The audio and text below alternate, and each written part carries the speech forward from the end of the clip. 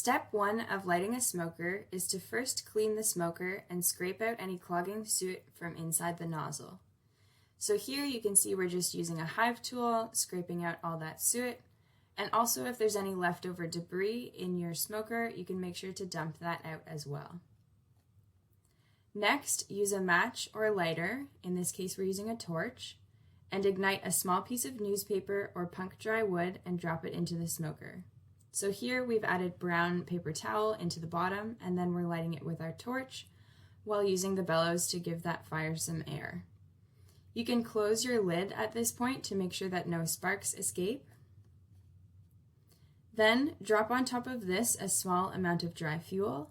Here we're using some burlap. Puff the smoker bellows and slowly add more fuel. Puffing in air will help ignite the fuel as you pack the smoker.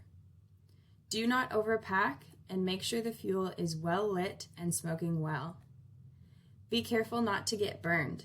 Smoker bodies do get hot. Once your fuel is at a level where it's in line with the top of the smoker, you can close your lid again to make sure that no sparks escape. If your fuel is damp, you can add bits of beeswax or start your fuel with a small handheld blowtorch like we did. Puff the bellows hard until the smoker stays lit. And then once it is going, put a handful of grass or green leaves on top of the fuel to cool the smoke and catch hot embers. But make sure you don't smother your fire. Once you've done this, you can put your lid on the smoker. If it's a little tight, you can use your hive tool to push it down.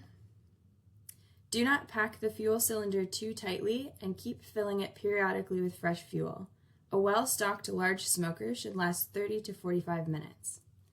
When you're done using your smoker, you can plug it with a little bit of grass to make sure that it goes out and no sparks come out the top.